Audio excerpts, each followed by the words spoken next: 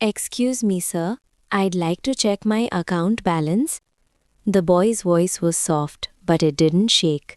He stood on his toes, trying to see over the cold marble counter, his small fingers gripping its edge as if it were the only steady thing in the room. He couldn't have been more than 10. His shoes were worn thin, the soles nearly gone, the laces frayed and mismatched. His jacket hung loosely from his shoulders, too big for him, as if it belonged to a life that wasn't his. The bank manager looked up slowly, not at the paperwork, not at the computer, at the boy. His eyes traveled deliberately, from the shoes to the sharply through the air. "Let me guess," he said loudly, "she also left you a mansion and a private jet?" Laughter rippled through the lobby. Someone near the waiting chairs nodded. Another shook his head, amused. Heat crept up the boy's neck, but he didn't move. His grandmother had taught him that sometimes standing still took more courage than running.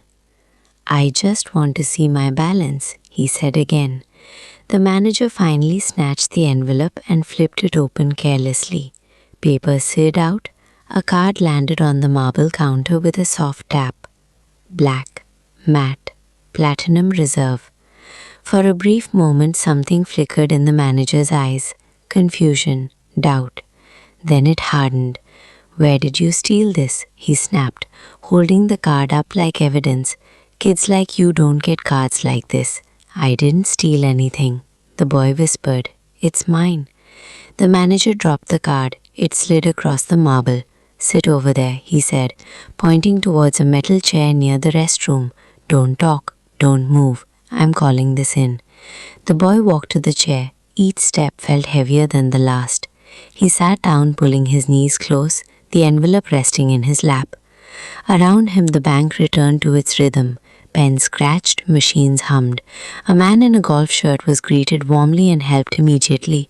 A woman deposited a check without sparing the boy a glance. He unfolded a letter from the envelope.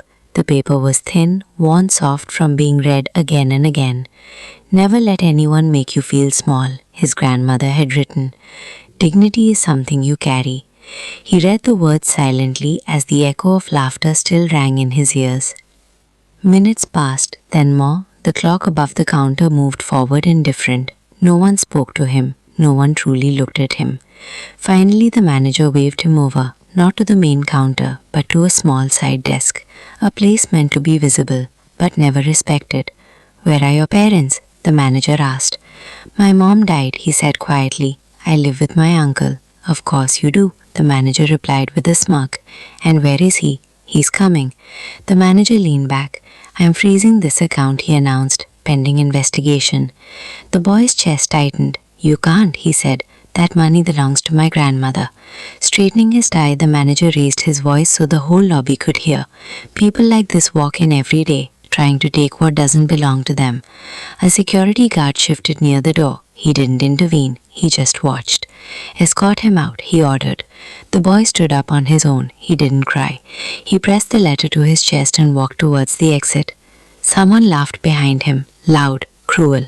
Outside, the cold air cut straight through his jacket. He sat on a stone bench, his shoulders finally shaking now that no one was watching. He tried calling his uncle. No answer.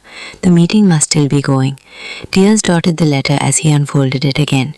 Inside the bank, the manager smiled, satisfied. He didn't notice the black Mercedes pulling into the lot. The door opened, a tall man stepped out, calm, composed, expensive without trying to be.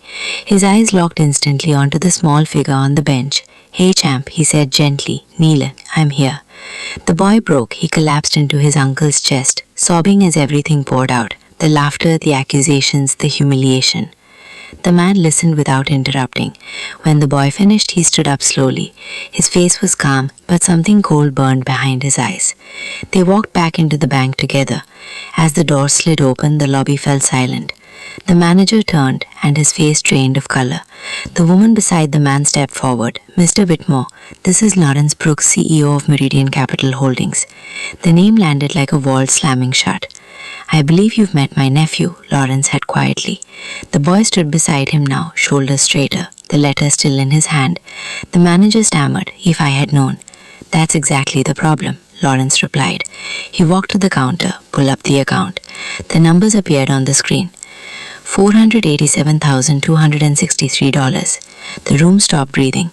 My mother was a teacher for 40 years, Lawrence said. She took the bus for the same coat for over a decade.